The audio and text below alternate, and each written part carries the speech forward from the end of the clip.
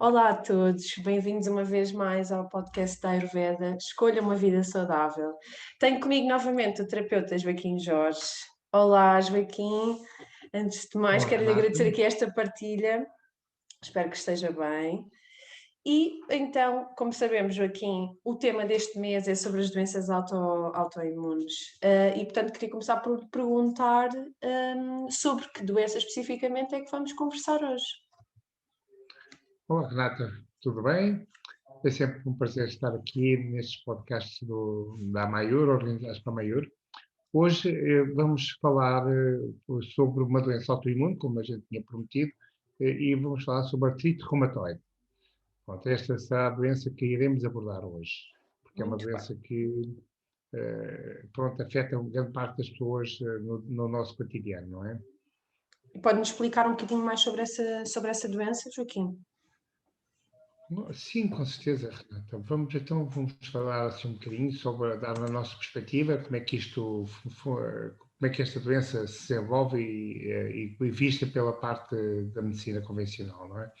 Pronto, a artrite reumatoide é uma doença autoimune que afeta entre 5 a 50 pessoas em cada 100 mil, embora a sua causa ainda não seja completamente clara, muitas vezes pensa-se que pode ser devido a fatores genéticos, ambientais, mas ela acaba por atacar aqui o sistema imunitário, acaba por atacar as articulações, provocando alguma rigidez, inflamação na membrana sinovial e que envolve articulações e o tecido conjuntivo. Ela acaba por manifestar-se por edema, dor, rigidez nas articulações do joelho, com a coxa femoral, pulso, mãos, cotovelos, ombros. A medicina alopática normalmente trata a artrite reumatoide com fármacos anti-inflamatórios ou corticoides, que todos nós sabemos que a longo prazo podem ter alguns efeitos adversos e graves até na nossa saúde, no nosso dia a dia. Por isso, esta patologia, como quem a conhece e quem convive com ela, sabe que acaba por retirar uma grande qualidade de vida, pela limitação de movimentos, pela dor atroz e severa que acaba por infligir à pessoa, latejante e cortante, em que a pessoa de estrutura mais vata ou no caso da pessoa mais de dosha vata, acaba por ter essa dor latejante e cortante, parece muitas vezes até quase como uma picada de escorpião. É? Inchaço e ardor, se for uma pessoa de dosha pita, ou edema à volta das articulações, quando é o caso da pessoa mais cafa. Muito bem. Acho interessante ter mencionado aí 3 sintomas de acordo com cada dosha. O que é que nos pode falar um bocadinho mais, sobre isso, Joaquim? Que difere, não Renata, é? Os sintomas diferem aqui de dosha para dosha. exatamente, é que, pronto, a medicina ayurveda não vê, há alguma diferenciação aqui nos efeitos de consoante a estrutura da pessoa, não é? Por isso, talvez, que explicar que a medicina ayurveda assenta dentro de três constituições, que é o Vata, Pitta e Kapha, não é? E para isso, para compreendermos isto, temos talvez recuar aqui alguns milhares de anos para uma época em que os diagnósticos eram feitos baseados nos elementos da natureza, não é? Por isso, imaginemos, há milhares de anos, nesta época, os sábios olhavam para a natureza e distribuíram os cinco elementos, ou seja, o espaço, o ar, o fogo, a água, a terra, por três bioconstituições que nós, no Ayurveda, chamamos de doshas. Por isso, o dosha é constituído pelo elemento espaço e ar, o dosha pitta é constituído por elementos fogo e água, e o dosha kapha pelos elementos água e terra. Pronto, assim, à base, como na medicina grega, no tempo de Hipócrates, também era constituída, baseada nos humores, o Ayurveda é baseado sobre esta visão dos doshas. Por isso, de acordo com esta visão, o Ayurveda ele classifica a doença consoante o dosha mais afetado. No caso do dosha vata, que é espaço e ar, ele esteja sempre presente no corpo e, por exemplo, o dosha vata geralmente sofre de uma doença que é conhecida por amavata, que, lendo os textos antigos, nós conseguimos fazer aqui a comparação àquilo que hoje se descreve como artrite reumatoide. O dosha pitta vem aqui discriminado como conhecido como Vata Rakta, que é aquilo que nós chamamos na nossa linguagem médica gota, não é? Enquanto o Dosha Kapha acaba por ser atingido por uma doença conhecida descrita como Sandigata Vata, que em linguagem médica ocidental chamamos de osteoartrite. Então há esta diferenciação dentro da Ayurveda, consoante o dosha mais afetado, embora os 3 doshas estejam envolvidos, nós acabamos por discriminar, olha, este dosha está mais afetado e este será aquele primeiro que teremos de ter mais cuidado de tratar dele. Ok, Joaquim, muito bem. Sendo que já explicou aqui os doshas e aquilo que influenciam ou que provocam os sintomas na doença, na medicina ayurveda, qual é que é a visão? Como é que pode ser descrita esta doença da artrite reumatoide? Renata, pronto, temos de ter atenção, quer dizer, pronto, quando nós consultamos aqueles livros, o Quartava Veda e outros livros onde vem descrito alguns destas doenças, não é? Pronto, nestes textos, a artrite reumatoide vem descrita como sinais, que nós depois pegamos nesses sinais e comparamos àquilo que hoje chamamos as doenças pelo nome, não é? Então, vamos tentar fazer o nome, porque ela não vem lá escrita artrite reumatoide, vem escrita outro nome, não é? Então, ele vem descrito como, por exemplo, dor como se fosse uma picada de escorpião, inflamação de uma articulação, particularmente nas articulações da mão, pé, coxa, sacral, joelho, articulações do pé, que podem desenvolver edema com cor vermelha ou azulada. E nós acabamos por perceber que eles estão a falar exatamente a mesma coisa que hoje falamos quando descrevemos a artrite reumatoide ou a gota, e aqui vamos fazer a diferenciação da doença em si, não é? Qual é o nosso princípio de tratamento que vamos usar, não é? Não sei se respondi à sua questão. Sim. Neste seguimento, segundo a Ayurveda, quais é que são então as causas para o aparecimento da artrite reumatoide?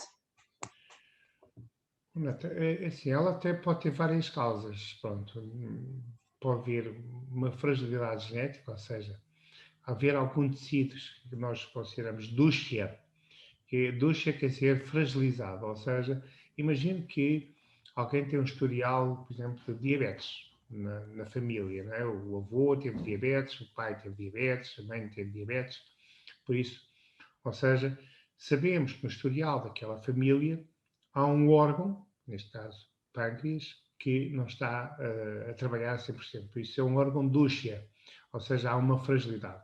No caso da artrite reumatoide, também pode vir alguma patologia dentro deste ano, pode haver algum sistema que esteja fragilizado, que dá essa fragilidade. E isso pode ser uma das causas. A outra causa pode ser por uma má alimentação, porque o conceito Ayurveda tem o conceito de Yama, que já se falou várias vezes, pronto, que é um conceito de toxicidade que se vai depositando no corpo de uma forma gradual. Ou seja, o Ayurveda parte do princípio que quando nós comemos, ingerimos qualquer alimento, não quer dizer que a gente o faça completamente, a digestão completa, bem feita em todos os ciclos, porque ela divide a digestão em 13 tipos de subdigestões, não é? Em que elas estão todas a ser bem feitas. E isto requer alguma atenção aqui, porque, como eu já falei, às vezes há alimentos que são incompatíveis uns com os outros, ou o nosso estado de espírito também não é o melhor, vamos comer irritados, ou vamos comer, mas estamos com pressa, comemos à pressa, estressados, não mastigamos bem o alimento, e estamos num estado emocional, podemos estar num estado emocional alterado, e isso também pode provocar com que a digestão não se faça bem, não é? Como nós já demos, acho que no vídeo anterior, demos algum exemplo, não é? Alguém está numa conversa e comeu e disse, olha, isto hoje com esta conversa nem a comida me caiu bem, não é? Então sabemos que muitas vezes ficamos indispostos quando acabamos de comer. Isso também pode ser uma das causas, porque o que é que acontece? Temos de olhar que a comida passou, fez no estômago, foi misturada com os ácidos do estômago, passou para o duodeno, é absorvida no intestino delgado e é captada pela veia porta, que vai para o fígado e distribuída depois por todo o corpo.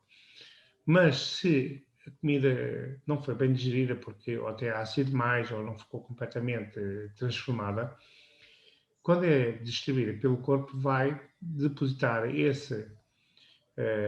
esses pequenos resíduos que não foram bem transformados a nível celular, vai sendo depositado em algum órgão ou em algum tecido do corpo. Podemos falar, por exemplo, onde os guardas estão com menos atenção ou estão distraídos, não é? Então pode ser, por exemplo, uma articulação, por exemplo, em que esse tecido, o AMA, essa biotoxina, não é? Em que os guardas ali estão com menos atenção, o sistema imunitário não está tão a trabalhar tão bem e começa-se a depositar aqueles sais, aqueles cristais que se vão depositando nas articulações, que vão de alguma forma acabar por fragilizar todos os tecidos e o osso em si, o periósteo e toda a película que reveste o osso, acabando por dar depois origem à sua inflamação e dar origem à doença em si. Pronto, eu talvez eu tivesse aqui aprofundado um bocadinho mais, não sei se, mas acho que Não, era está importante ter ótimo. esta visão. Mas acho que devemos responder, o Joaquim deve responder aqui, de facto, ao que interessa, que é saber se a medicina Ayurveda pode ajudar nesta doença, se existe algum tratamento efetivamente. Renata, é assim, pela minha experiência, não há curas definitivas, nem há milagres em nenhuma medicina, não é? Qualquer medicina, seja a medicina Ayurveda, seja a medicina alopática, seja outro tipo de medicina, nós temos ferramentas para poder ajudar as pessoas. Em algumas medicinas de uma forma, outras de outra, não é? Mas o grande trabalho está exatamente no paciente. Ou seja, o paciente é que tem que fazer o grande trabalho dele, que é mudar muitas vezes o comportamento. Porque se a doença apareceu, foi devido muitas vezes a maus comportamentos, ou seja, aquilo que eu falei, ou seja, ele ou não come em condições, ou não come as comidas como deve ser, ou não faz exercício físico, ou não faz uma série de coisas que deu origem ao tratamento. Então, na abordagem do Ayurveda, como é que nós fazemos? Nós geralmente fazemos o diagnóstico, não é? Rogi Pariska, e depois, a partir daí, estabelecemos aqui uma série de parâmetros em que vamos tentar dizer ao nosso paciente o que é que ele está a fazer de errado, mudar alguns hábitos, desde talvez os horários que se levanta, que se deita, mudar alguns hábitos de ingestão de líquidos junto com a comida, mudar a sua comida e corrigir os erros. Pelo menos esta é a linha de abordagem que geralmente o Ayurveda recomenda. Ou falar um pouco com a pessoa, perceber desde que horas é que ela se levanta, o que é que costuma comer, quais são os hábitos dela, qual é a quantidade de água que bebe, como é que bebe essa água, a que horas é que bebe essa água. Esta será a primeira abordagem, é tentar fazer uma dinacharya, tentar corrigir os maus hábitos que a pessoa tem, perceber o que é que ela está a fazer de errado para que a doença tivesse surgido, não é? E em seguida vamos delinear então a linha de tratamento. E aqui o tratamento do Ayurveda baseia-se muito na alimentação também, ou seja, vamos primeiro desintoxicar a pessoa, pronto. E nesta desintoxicação, que pode consistir à volta de cerca de um mês ou 2 meses, a pessoa irá ter um regime alimentar, muitas vezes com uma dieta muito baseada em sopas como ou khicharis, ou com feijão mung, arroz basmati, com algumas especiarias e sendo acompanhado também, depois da desintoxicação, começamos então os nossos tratamentos. Estes tratamentos de artrite reumatoide varia de pessoa para pessoa, dependendo de se é do Dosha Vata, Pitta ou Kapha, mas aqui, falando aqui mais no Dosha Vata, que é o que nós estamos aqui a falar hoje, pronto, será muito pela fazer primeiro esta dieta de anti-ama, não é? Primeiro fazer digerir o ama, ou seja, começamos com uma amação que chama-se Dipana, que é melhorar o fogo digestivo, aumentar o fogo digestivo para que ele tenha acidez no estômago suficiente para poder digerir a comida, porque geralmente esta pessoa não tem um fogo digestivo suficientemente forte e acaba por não conseguir digerir bem os alimentos, havendo depois uma putrefação nos seus intestinos, em que dá origem a ter gases e a uma aerofagia. Então nós começamos por melhorar esse fogo digestivo, através do Dipana, com ervas mais picantes, e depois passamos à segunda fase, que é chamada Amapashana, que é digestão do ama. Essa digestão do ama já é feita a nível celular, através também de especiarias e alimentação, e aqui já podemos usar algumas plantas também, alguns fitoterápicos do Ayurveda, para começar a auxiliar aqui a digestão. Podemos usar plantas como o ashwagandha, determinadas yogaras gugul. Então já temos aqui várias fitoterápicos com Bala Tyler e determinadas plantas que podemos usar para começar a tratar a patologia, não é? Pronto, porque a pessoa, coitada, que sofre de artrite reumatoide, ela tem uma dor dilacerante. Ela, principalmente na zona, muitas vezes, das articulações, como no tornozelo, em que ela quer andar e não consegue, porque parece que os ossos estão a esmagar-se, a partirem-se, e eles estão, de facto, a partir-se, a destruir-se.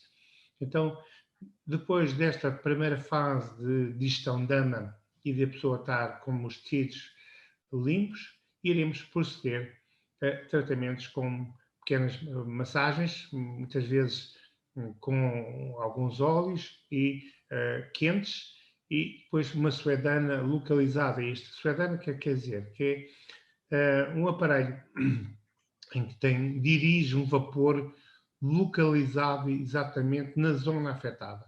Então, ele dirige um vapor quente, ou seja, aplicamos a massagem com óleos quentes, óleos que são medicados com determinadas plantas fitoterápicas que têm ações anti-inflamatórias e analgésicas, e em seguida aplicamos este vapor.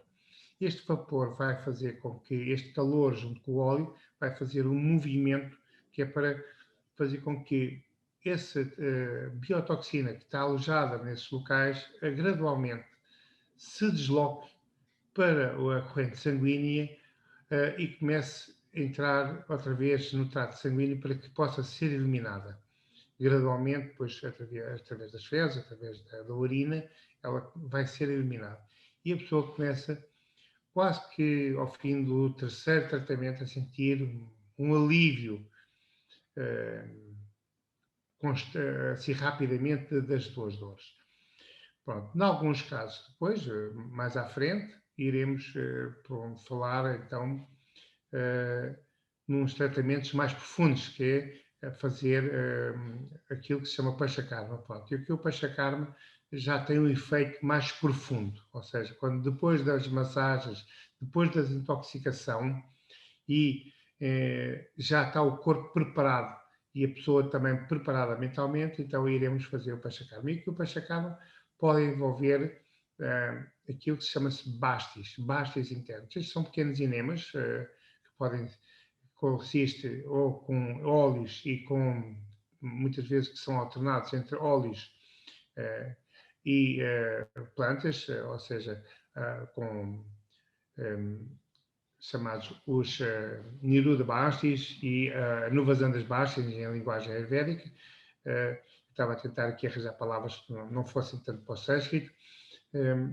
Mas o que é que isto quer dizer? Uns são com óleos medicados. Primeiro, nós introduzimos óleos via retal, a pessoa vai receber um pequeno basti com esse óleo medicado, pode fazer até muitas vezes em casa ou aconselho do terapeuta, e depois será feito com um género de um pequeno clister no dia a seguir com ervas medicadas e com água para fazer a limpeza disso. Pronto, isto tem depois uma ciência aqui muito completa, porque há uma série de procedimentos que vai aumentando as doses da quantidade de óleos e da quantidade de líquido em cada tratamento durante um X tempo, de forma a limpar o cólon, porque na visão do Ayurveda há uma ligação entre o cólon e os ossos.